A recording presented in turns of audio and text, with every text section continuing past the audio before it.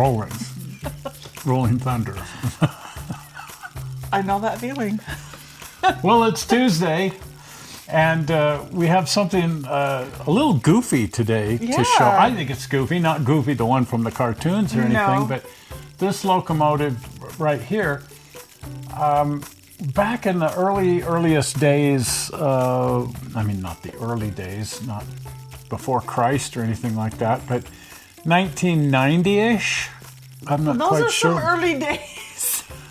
When Garden Railroading, it was all LGB, everything was LGB, and a few other companies started sort of jumping into that market. And this is one of those companies. And so it was the Polk brothers, Nat, and anyway, the Polk'S, Polk Hobby of New Jersey.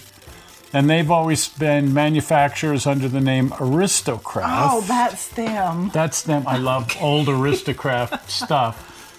But they called their new brand REA. And it was Aristo, REA, and then they changed that to,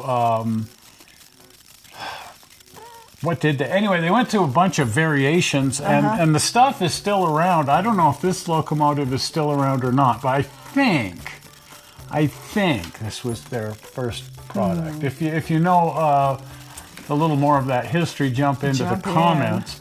This was the first thing of theirs that I bought. Okay. Because everything from LGB was so expensive, and this guy was a bit more affordable, and it seemed to be an okay engine. It's cute. It's cute, and it wasn't. It certainly wasn't something that I normally would have gone out and, like a prototype that I was madly in love with or anything like that.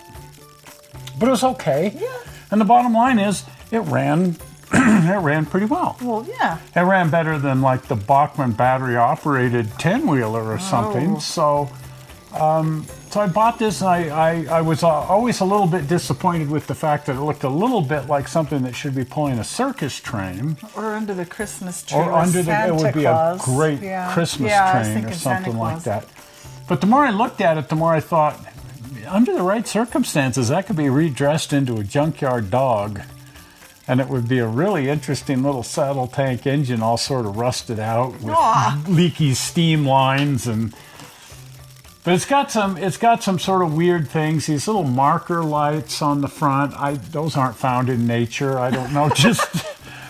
I think they just added those because they thought they'd be cute. Yeah, they're little gems in there. Little gem things, and they light up. And, they light up, really? Oh my! Wow. I think they light up. Huh? No, they don't light up. Okay, they whatever. sparkle in the sun. They pick up the sun, I guess. That makes them look like they're lighting up. Sort of like that fake diamond ring, I guess. I don't know. But I ran this around my backyard railroad to some extent, and then I started buying more Bachmann stuff and whatnot. And this one kept trying to fall apart. And that's one of the problems with them, is they're not super stable. And when I pulled this one out of the box after all of these years, it was like origami. The whole thing was all just hanging, and it's like, oh my good grief. And I started thinking, how am I going to put this thing back together? And what I found was it really is just like origami. The way the Polk'S designed this thing is this piece locks into this piece, which locks into this piece, which locks this piece, which locks this piece, which locks that piece, and everything kind of interconnects, and the tab goes into the thing, and that goes on here, and that'll lock that in place, and then this whole thing, and it finds all the way to the back of the locomotive here, and then 2 screws go in there. Why does that remind me of my 97 Hyundai Sonata? That's same. It's the same color. Yeah, same construction technique, too. 2 screws hold the whole thing together. That's what the mechanic told me. And if those screws fall out, it's like, what's gone wrong with this? It's all falling apart. Yeah, I know the feeling. But that's because of the way this piece holds this piece, which holds that piece to this piece, which holds, and the cab holds the whole thing together, and the cab is locked to the frame by 2 screws at the back. So once I figured all that out, I found a couple of screws, put in the couple of screws. First I had to lock the tab into the slot and put the thing into the thing, and it's like, okay, now it's all together. Now pull this down and let's get the screw in there and tighten the first one up, and check it out. Don't do that too hard. Well, there's a couple of pieces on the loose. Yeah, they just fell. So the sand dome is completely missing. I don't know whatever happened to it. We'll find it. But it's a friction fit, and it just fell out. We'll just make one. If it's going to be a junkyard dog, we can just have some fun. And it's a sand dome, for crying out loud. We put a thimble. No, well, not quite that silly. Yeah, but sewing. we'll find something. We'll find a fun, interesting thing that we can build a sand dome out of, because I don't know what's happened to the other one. And this window frame is completely missing.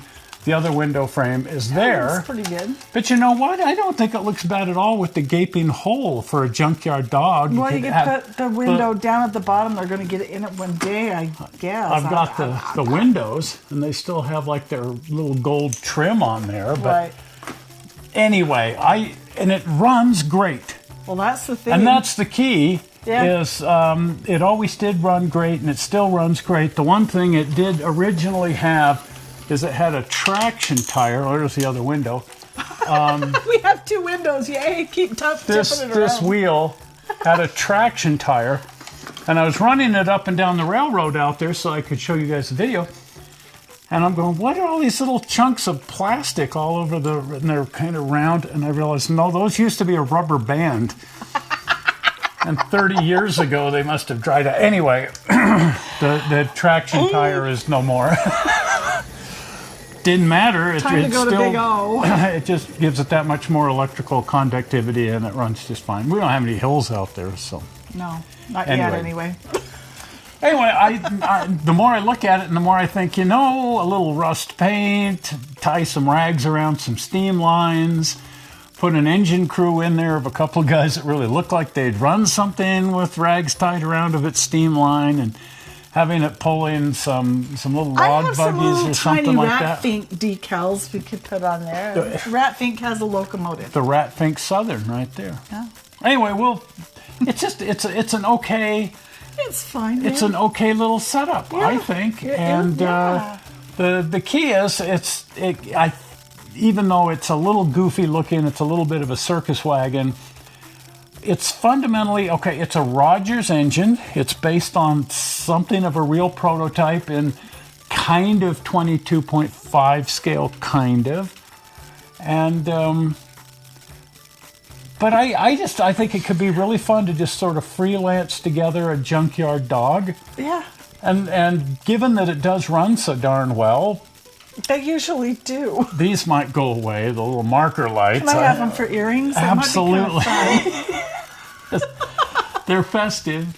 They are. I can wear them to the train show. Or wear them at Christmas. Yeah, either way. Feliz Navidad. Yeah, no, whatever. Yeah, if you see me with earrings that look like marker lights off of an REA locomotive, you'll know I'm coming. Anyway, there it is.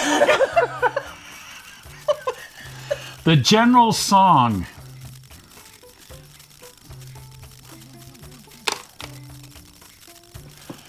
We lost her. She's cracking up again. Anyway, maybe at some point in the future you'll see this running on the railroad and you'll go, oh, that's that one engine. Who knows? Well, if you haven't been over to the channel, pop over to the channel. And if you're not a subscriber, please subscribe with the blue button. Are we ready? Zoink! The blue button. Well, we're not sure how you found this video on the internet, and we hope you didn't find it boring. And we will see you on Sunday, right? Because we're building some stuff. Oh, we are. We'll see you then. Bye bye.